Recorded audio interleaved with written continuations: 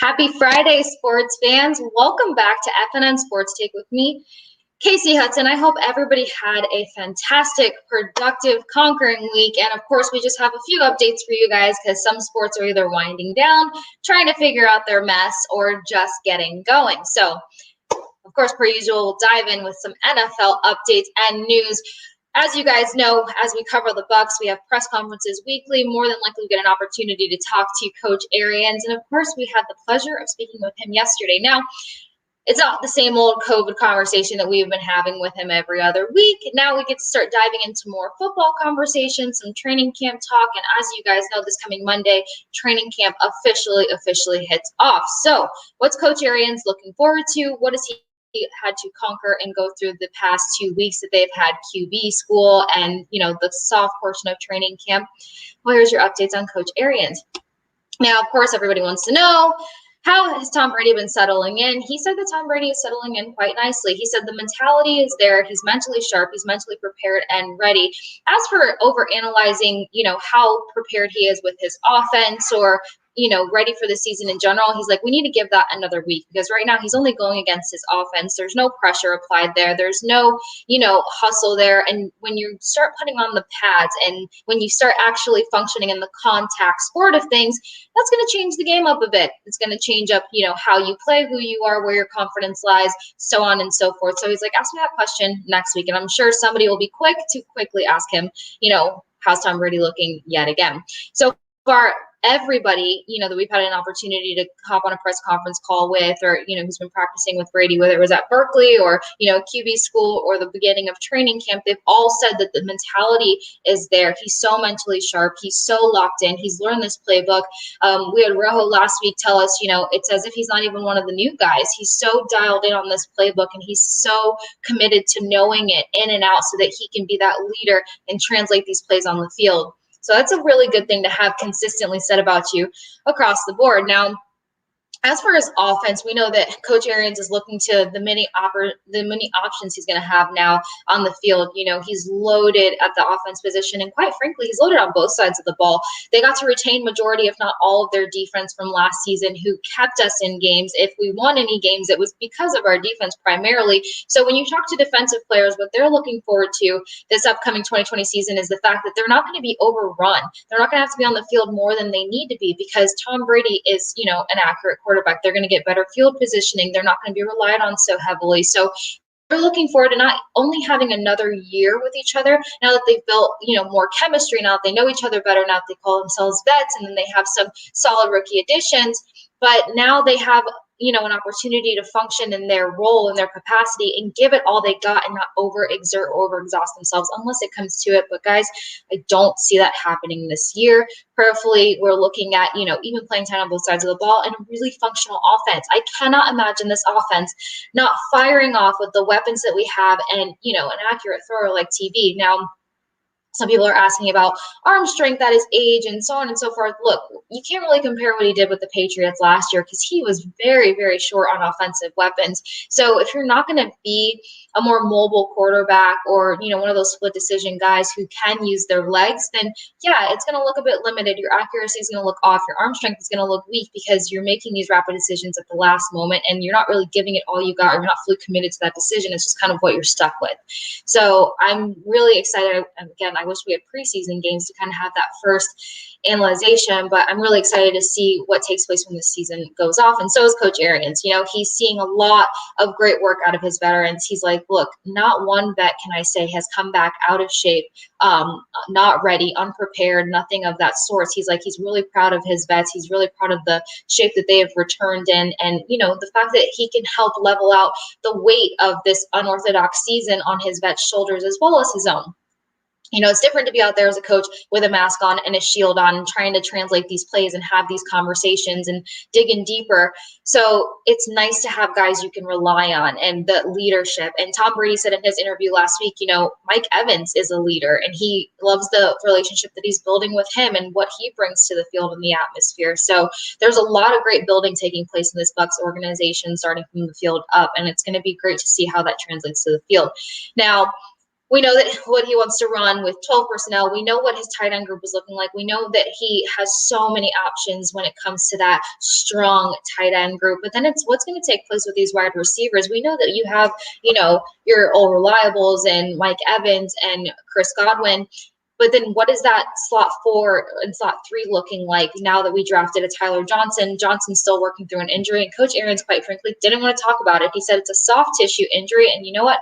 When things get better for him, then, that's what we'll talk about. As for now, he's injured. He's working through it, and that's going to be what it is.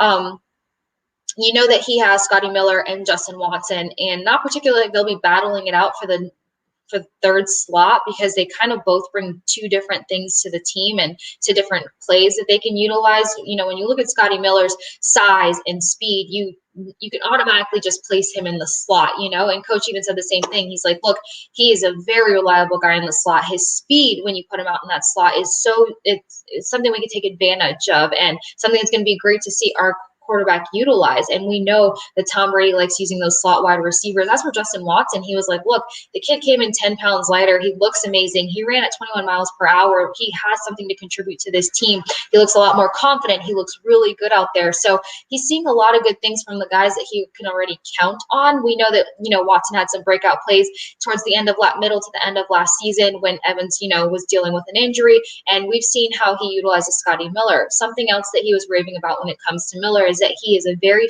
feisty blocker when it comes to passing, and he can utilize that. So there's just so much talent to try to weed through. I don't really think the cuts are going to be coming at the wide receiver position, but you can only translate so many of those guys over to your 53-man roster. So fingers crossed as these boys really begin to battle it out. Now, of course, one of the other biggest questions is, how are you going to analyze your rookies and the younger guys on your squad now that you don't have a preseason to kind of put them through and say, hey, you checked off this box, you need to work in this box, and so on and so forth.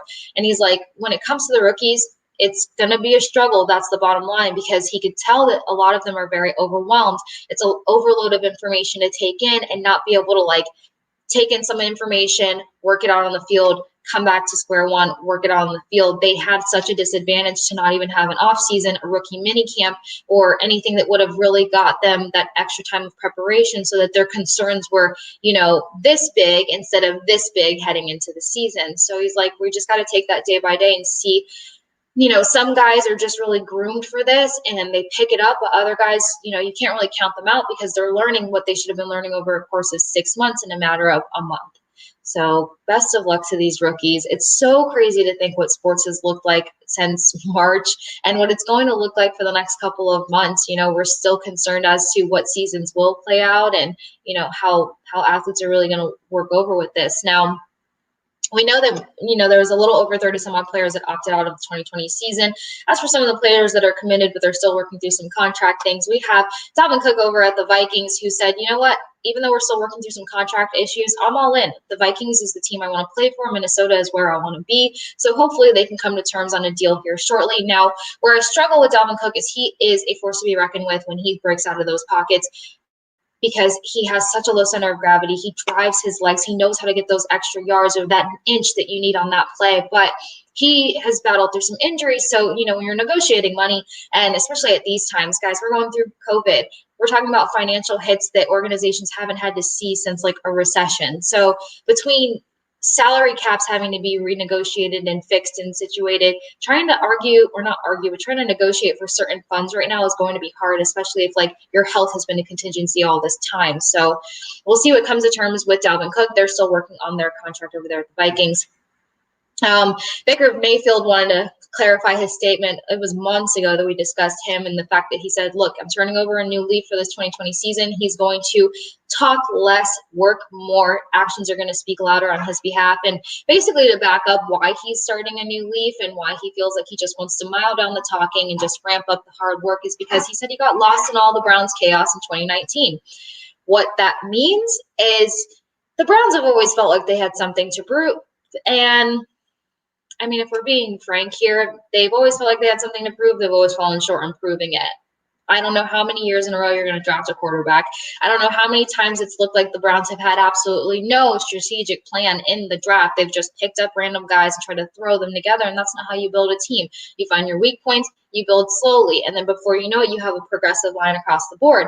The Browns haven't done that, and it's showed between the hiring, the firing, and the turnovers when athletes are ready to come in and then leave right away. So I can understand what he got thrusted into. I can also understand the responsibility that probably got thrown on his back because, he was finally some sort of an adequate quarterback. And again, he's very skillful in the sense that he can use his legs and he's got a good arm, but when you throw so much on one person, they're young, they're trying to work through that with, the confidence that he likes to take the field on and, the hype and all the chirping that he likes to do on social media and stuff. I think it was just too much. So the soft approach might be the best approach for Mayfield heading into this 2020 season.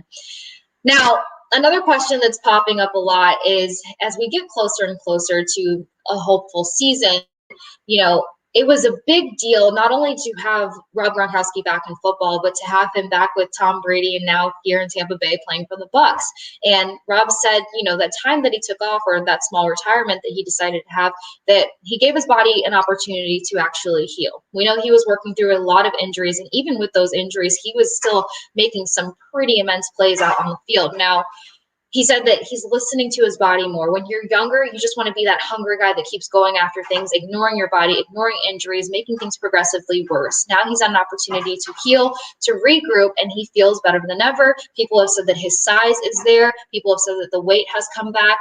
So now that we're looking at a potential healthy Rob Gronkowski, and not only a healthy Rob, but a Gronk that's going to be repaired up with Tom Brady, someone that he has outstanding chemistry with, someone that he connects with, without words, somebody who just knows him and he knows in and out. What's that top tight end position going to look like this fall? Because will Travis Kelce still be the number one tight end in the league? We know the numbers that Travis Kelce has put up. We know his speed. We know his ability to go after these balls. We know the work he puts on the secondary on other teams, the threat that he is on offense. And not to take anything away from Kelce, because I do think he's an outstanding player, but if you look at the timing of his rise in the league, we're looking at a lot of Gronk's defeats or, Gronk being out 3 games because of this. And so we haven't seen a consistent season out of Rob Gronkowski on the rise of Travis Kelce's career. So I would love to hear you guys' feedback. Where will Travis Kelce stand if we are looking at a fully healthy Rob Gronkowski playing alongside Tom Brady for the 2020 NFL season? I cannot wait to hear the feedback. I'm not going to say backlash, but the feedback on you guys' opinions. Please send a comment below, hit us a message, because this is something I want to break down further as we get closer to the season. We're going to start ranking all these positions and see who got it out of luck or asterisk, who got it because of timing, and who got it because they are just the rawest of the raw. Of course, we have to go there. Now, we have 7 NFL officials that have chose to opt out of the season and no NFL coaches. This was kind of surprising across the board because we know that a couple of these coaches, when COVID first outbroke here, they, the Saints coach had it, a few other coaches had it. 9 coaches in total have had it up to date, but none of these guys are backing out or giving up on this season. They are going to take the risk, and even though they might be more prone to the risk, they're still going to be out there because they need to be there for their team, and trying to put all of this on your assistant coach or your offensive coordinator or D coordinator, it's just going to be a lot because there's already so much change and weirdness and craziness heading into these seasons. So it's crazy to think that these coaches, or not crazy, but it's great to think that these coaches, they want to be there for their athletes. They want to go to bat for these guys. So far, no coaches opting out of the season. A quick transition into some NBA news because there's not too much going on in the NBA. We know that they're still working through their playoff system. Bulls fire head coach Bolin after 2 seasons. Apparently, he wasn't the perfect fit because they just thought that they were going to plug him in, and all of a sudden they were going to be the Chicago Bulls that Michael Jordan played for. That was really ridiculous to me. You have to look at your talent. You have to look at the health of your team. And sometimes I've noticed with these with these basketball pickups in the NBA, they think that one piece is just going to completely change the game. And it's like, No, you have to have some more cohesion there. It's not just this one guy, because once people start queuing in or find out how to disable this one guy, you have no team. So it needs to be more. And I'm saying that in terms of on the court, but even coaching wise, you need somebody whose style translates, or who the players, it's just, there's so much more to it than this one and plug. And I'm seeing this one and plug with a lot of teams throughout many seasons for at least the past 4 years. Bamba to miss Magic playoffs for post-virus test, and then the Spurs playoff run comes to an end, and Popovich says that he's not going to dwell on it. He's moving on. It's not what he expected. He was expecting a lot more out of his team, but right now I don't know if any coaches are going to really hold these seasons over these guys. Again, like the unorthodox approach, we don't know 100% what these off seasons look like for these guys, what pauses look like for these guys. So it's really kind of anybody's game or season at this point. It's just who bounced back the healthiest. That's really as simple as that. So stick with us, guys, as we head to a quick commercial break, and then we come and break down some NHL. At Duke Energy, we deliver electricity and so much more, like free home energy assessments, rebates for energy-saving improvements, payment options to help you better manage your budget, and even bill credits for helping the community use less energy. So no matter what you're doing, we can help you make better energy choices every day. It's just another way we bring power to your life. How much can you save?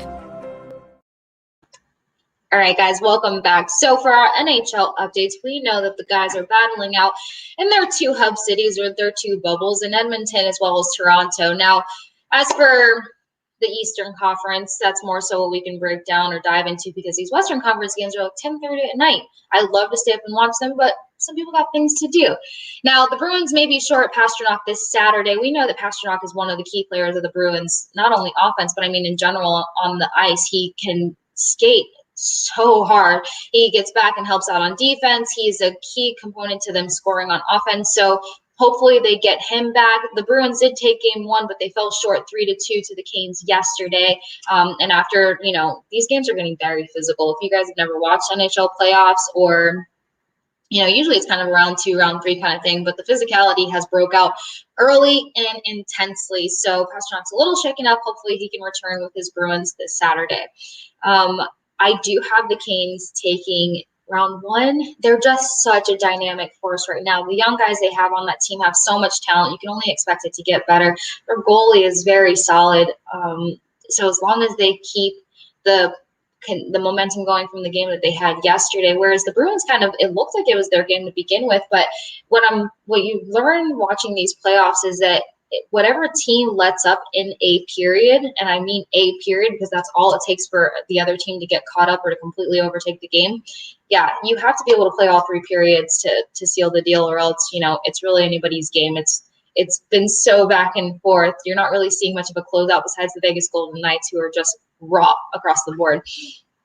The Pens released 3 coaches after the early exit from playoffs. Nobody was expecting to see the Pens go home, but we know that they played short of Crosby for a minute because he was dealing through an injury, had surgery, came back, and then, again, you have to have more cohesion there than everything being on 1 or 2 guys' shoulders, because once you learn how to shut one down, you're kind of going to shut down the whole team.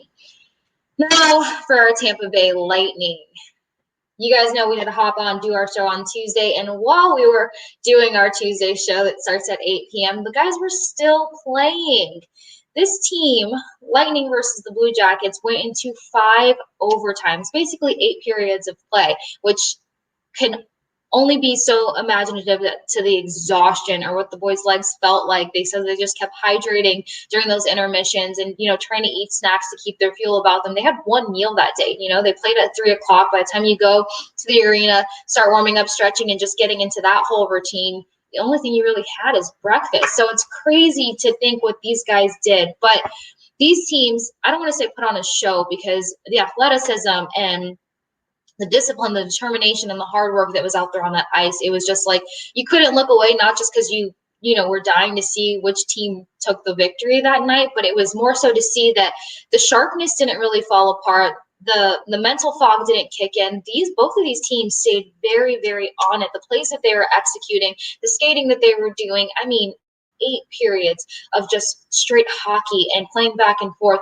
The Bolts wrapped up the game with the victory, thankfully. Braden Point just kind of ripped it in there and hit it. Now, here's the thing. You practice against Vasilevsky here in Tampa or wherever you guys are practicing versus Vasi. He's one of the top goalies in the league. I can't imagine that you're sitting there practicing against Vasi and just ripping these low-end shots and they're going in. So what was stressing me out, but this is just purely as a spectator and, enjoying watching my team play, is there's really no top shelf shots coming from the Lightning. So you have Kopolowski who fills the goal so much. He's got a sharp eye out there. He's making these amazing saves, but everything is just coming low in or at the corners, and there was no top shelf shots. And then how about this? Braden Point just kind of rips it from midway point and hits top shelf in the center and gets the goal to win it for the team. Now, of course, when you're out there and you're trying to execute things, of course, you can only do so much at a certain time. Now, the other thing that I picked up on with the first game is the mental sharpness stayed there. Both of these teams were really going at it. The Bolts made 88 shots on goal, and the Blue Jackets goalie made 85 saves. That's record-breaking, not only for playoffs, but in the league. We have to figure out a way to not let anyone take away our game, our style, because sometimes, depending on who we play, we try to come out so out the gate to control the game, and then the minute that they try to regain control or take over the game, they're forcing us to play their game.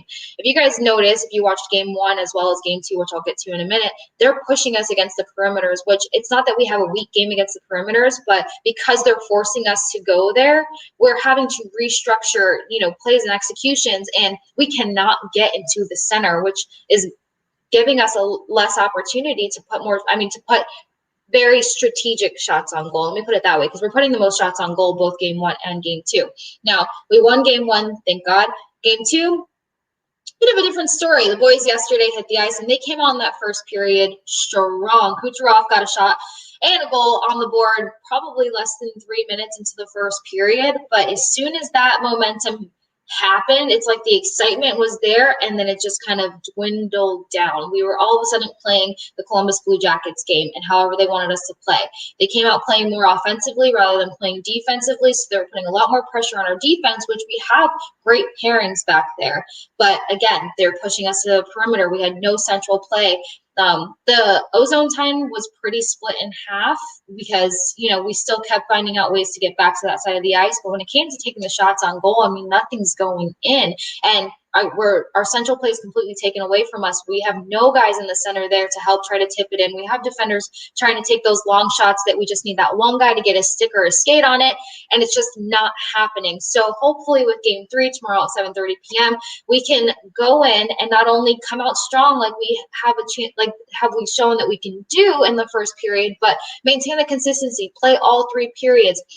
As for our power play, we have to have a power play that fires off without Stamkos. We can't just have a power play that's executed when Stamkos is on the roster, because we don't know when he's going to return. We can't count on the fact that he's always going to be there. And there has to, with all the talent and the skilled players that we have, there has to be a way that we can have a strong power play without Stammer. It's like anytime we go on power play, I'm not particularly hopeful that we're going to score a goal, because it's just a lot of passing, not too much shooting, and the setup is just kind of hit or miss. It's either there are some power plays or it's not. So that was a tough game to watch for the guys yesterday, just because they came out, when you're watching, you're so hopeful that they were going to control the rest of the game, play all 3 periods hard. But we either tend to let up in the second period if we come out strong in the first, and then we're playing catch up in the third. But we're always kind of playing catch up in the third period. If we can stop doing that, if we can play a full 3 periods or control at least the top 2 periods and not let up so much in the third period, we can do this. We can take this series and move on to the next round. And I really think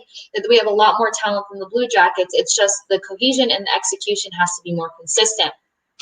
Now, as we switch over to some MLB conversation, the St. Louis Cardinals series opener against the Chicago White Sox has been postponed to Saturday, given that the Cardinals are still dealing with COVID outbreaks. So hopefully they can get that under control, or else they're just going to have to call it a wrap, because they haven't played a game since July 29th. So if we go into a month of this, then at that point, it's a little too rampant and a little too risky. Sources also say that A's Loreno is in hopes to have his 8-game suspension cut down to just 4 games. It's up in the air whether that's going to swing his way. Again, they didn't agree or like the role that he played in the brawl that outbroke in that game. So stay with us as we go to one more quick commercial break, and then we break down some MLS. We wanted to move back home to be closer to his family. We decided to go with pods because things were stressful enough. We weren't sure how long we were going to need storage for, so we needed something that was flexible, and then they can deliver the container to wherever we move to. We haven't found the perfect house yet, but we're still looking. All right, guys, welcome back. Now, we know that the MLS final was also Tuesday, but again, when we hop on our segments at 8, we break down what we know thus far, and then we fill you in as we go. Their game tipped off at exactly 8:30, and it looked promising for Orlando City at first, but unfortunately, they fell to Portland 2-1, so Portland is our MLS tourney victor. Now, for other MLS news, we know that some of the expansions, they were in progress of before COVID hit as hard as it did. They had to put all of that on hold, and most of those teams actually we're not going to hear much more about or what that club is going to look like for another year or so. We also know that the pay changed in their CBA agreement, and the players, there hasn't been much pushback on that. Everybody kind of understands where we stand as a nation near financial ruts or in serious financial ruts. But one team that was able to make it through, and they were actually one of the final announcements, I guess I would say, additions to expansion for the MLS. St. Louis franchise is to be called St. Louis City SC. So their name got confirmed, their logo got confirmed, and their colors got confirmed. So they'll be moving forward in progression to hopefully be added to the full roster of play within the next year or two. Like I said, they kind of pushed back most of the expansions because of all the madness of COVID. Now, when it came to St. Louis, the marketing director of the team said St. Louis SC is a reflection of the St. Louis made movement that is at the heart of everything that we do and truly represents our region's diverse and optimistic spirit. They also said our desire from day one has been to be bigger than soccer, become a part of the fabric of St. Louis and a symbol of our future. This is a significant step forward for our club and our region. So everybody there is super stoked to get this off and going. They're super proud, and they say that any player a part of this team, any staff member a part of this franchise will be functioning in a role of pride for the city of St. Louis. Now, to translate that pride, that St. Louis pride, in terms of their logo and their colors, they chose to go with cardinal, which is basically red, and black. It was inspired by the flag, the city flag of St. Louis, and highlights 2 of the city's most iconic symbols, the Gateway Arch as well as the confluence of Missouri and Mississippi rivers all combined. So they can't wait to get this fully off the ground. They made a huge announcement on Twitter for, the logo, the name, the colors, and the reasoning and everything behind it. So hopefully this spring is just going to look a lot more promising than the spring that we just went through. I can't say that I feel confident in the fact that we've kind of dialed in more to figuring out this COVID stuff. But as we're kind of living through it and moving forward in it, I think everybody's just kind of trying to put their best foot forward. I know a lot of, between high schools and colleges, people are putting their fall sports, pushed over into spring. So it seems like spring's going to be chaotic. It's going to be holding a lot of things that had to get postponed and pushed back, but hopefully it's going to be more promising, more bright, and just a lot more exciting than what we all just dealt with. But for the most part, it looks like we have a 2020 NFL season continuing moving forward. Like I said, training camps hit that next phase this coming Monday. So fall should at least give us something to be excited about in terms of football. Hockey is still wheeling and dealing, and there's no positive COVID cases in either of those bubbles, which is fantastic. So as we work through round 1 and get to round 2, we will have a Stanley Cup in our future. We'll have a 2020 NFL season, and we'll see what the 2021 spring brings for us. As for now, guys, that's it for me for updates and anything else this week. Don't forget to comment below or shoot us a message in terms of the Gronkowski versus Travis Kelce conversation. So we have some things to break down. Like I said, we're going to go over some positions. We're going to go over top rankings. We're going to go over some contract agreements this coming Tuesday and any other updates that come up in the next couple of days. Have a fantastic weekend, sports fans. And per usual, stay safe, stay sane, stay kind, stay compassionate. Wear your mask, and I will catch you guys Tuesday at 8 p.m.